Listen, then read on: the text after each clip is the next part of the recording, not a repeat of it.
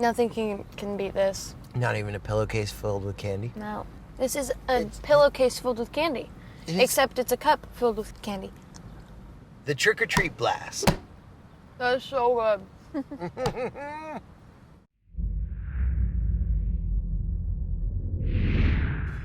10th and final episode of Film Room with Chris Jans, Adam Young, along with Coach here today. And Coach, we're going to finish it off with the regular season finale from last year. People forget, I think, that this was a matchup of the top two teams in the conference. 83-50 was the final score. You led by as many as 41. Did you have a feeling pregame or during shoot-around that your guys were locked in and it could go this way? Well, first of all, who would have thought that that was going to be our last game of the season? True. You know, that brings back good and bad memories. In terms of how we felt going into the game, all I know is that we were playing at a high level. We had just gone on a road trip to Grand Canyon and Bakersfield and played really well back-to-back in anticipation of a tough road trip. We had won 18 games in a row. There was a lot riding on the game, at least in my opinion. Certainly the regular season crown was wrapped up, but we wanted to head to Vegas on a great note. We wanted to give our senior class, which was a big class, a great parting gift, if you will. And obviously it was our last game in front of our Aggie faithful, and we wanted to leave a good taste in their mouth as well. So I do remember shoot around, and they were excited. They were excited because it was senior night. They were excited because we were playing well. Obviously, little did they know that would be the last time this group ever got to play a basketball game together. As we start the film, Coach, when you look at the film from this game, and I know you have many times since it ended, is there one area where you're like, man, we were really, really elite in this area that particular night?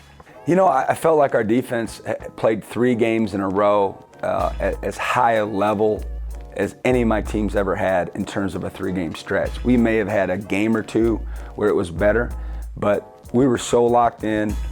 They believed in it. They had bought into it. And we were in great shape.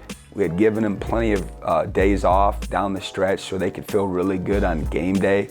And our defensive energy was just off the chart. You guys are flying around, they're showing their hands, they're contesting shots, and then certainly when the ball is shot, they're checking out, just trying to limit them to one shot. And, you know, we set the tone early. You know, we got a lot of respect for Coach Croy, Cal Baptist, from their arrival in our league. Obviously, everybody remembers they beat us over at their place in their inaugural WAC game, and that's always stuck in the back of our mind. And they were coming in, as you mentioned, as a second-place team, and they had really, really good players and a great staff. We were ready to go for sure. The main focus in your defensive game plan that night, was it to shut down Aqua? When you play Cal Baptist, it's certainly the first guy you mentioned on the scouting report, but it's not as if they don't have other great players. They have a lot of good players. They were a good basketball team. They won double-figure games in the WAC, and anytime you win that many games in your league, you're obviously a good team, and they're very well coached. I mean, they're going to be a good program going forward. But Milan Aqua obviously was the head of the snake, and he had some big games against us.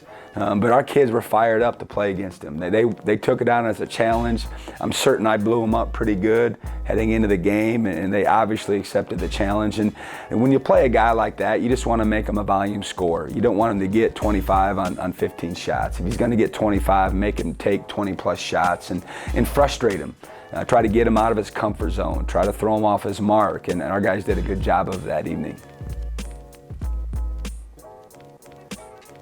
You know, here we're employing one of our double teams, and they didn't expect it, and Johnny got a big deflection, and we got a lot of points in transition that night. Ton of points in transition. And as you can see, the score is starting to go the wrong direction for them. You know, Evan Giller taking a big charge. I'm not certain, you know, he made those kind of plays before he arrived here, and certainly that's a great sign to see as a coach. But as you watch, we were so good defensively early. You know, 15-5, 23-5. When you're on the road and you're playing in someone else's barn and you don't get off to a great start, it's hard, it's frustrating. and it just got away from them. It just got away from them. Our crowd got into it. Our kids were excited, and that's what happens sometimes. Yeah, you can see how fresh you guys are in these clips, Coach. Usually teams will have tired legs in March, and you guys were fresh and ready to go. And our bench was really into the game, which is something that we preach, and it's handed down from year to year, and it's a part of our culture now. And as a coach, when you watch the games and replay and you watch our bench and how excited they get for one another, that's always a really, really good sign. I mean, it's not even halftime yet, and we're almost up 30, and we almost, got 42 points, which is a big number for us. And guys are moving their feet, showing their hands, getting their hands on balls, deflecting balls. Great pass by, obviously, Trev, and finished by Johnny. So we get to the second half, and these type of games, when you get to the second half, all you're talking about is the first 5 minutes. Hey, if we can extend that lead in the first 5 minutes, maybe we can get them to quit. Maybe we can bury them. We can't give them hope. Every coach in America, when you have a lead, obviously talks about that, and our kids came out and established themselves again. Johnny first to the floor. Yvonne, I actually thought about shooting that. I think that hopefully that was a fake. I mean, I can't imagine he would have shot that ball, but found a better shooter, and Jabari gets on the glass. I mean, those are frustrating plays when you're down that much, and then you don't get the loose ball, and they end up scoring on an offensive rebound. It's just no fun. And all of us as coaches and as players have been on both sides of this, and certainly it's nice to be on the winning side of it. And your bench was into it all night too. I mean, it was a total team effort. Yeah, they had fun.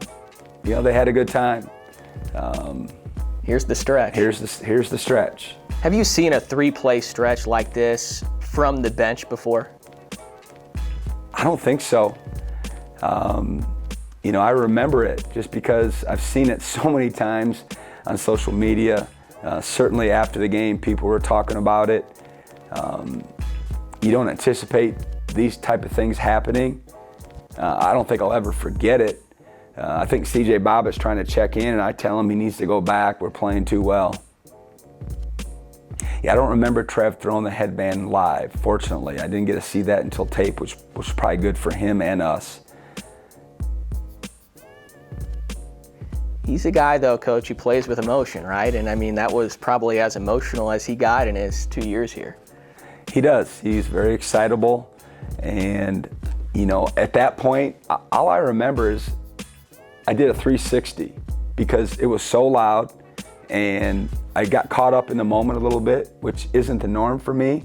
And I actually took my eye off the court for the first time I can ever remember as a head coach, and stopped watching the game and did a complete 360 where I stood and just took it all in. The game obviously wasn't in doubt, and all I remembered is these folks ain't at a basketball game. They're celebrating. And it gives me goosebumps now just remembering that moment. And again, we weren't trying to show up anybody. It just happened. It just unfolded. It was senior night. It was our last home game.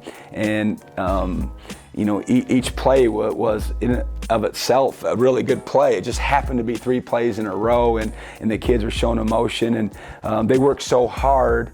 And when that fell into place like that, it was really cool to watch them celebrate and watch our fans celebrate with them. And certainly anybody that was in that gym will remember that game and that sequence for a long, long time. We'll finish with this, Coach. That was your 19th straight win. It was also your final game of the season, as it turned out to be. Does that mean something to you guys going into this year? It does. We haven't talked about it a ton yet, but as the games come in focus and we get closer to the games, obviously we don't even know who we're playing right now in the first week or 2 of the season, but it's something that we'll talk about and hopefully use as motivation. And certainly some new guys weren't a part of that, but hopefully by then they'll feel a part of our program and our culture, and will jump on the bandwagon about trying to keep that thing going. Coach, we can't thank you enough for doing this. This was great. The fans really enjoyed it. Best of luck this upcoming season. Thanks, Adam. I say a shout out to all the guys that made this happen, the production crew, and the folks, Sean McClurg, that did the film, and certainly Adam, you taking the time to do this, and hopefully all you Aggie fans enjoyed it. All right, Coach. For Coach Jans, I'm Adam Young saying so long, and thank you for joining us for all 10 episodes of Film Room with Chris Jans.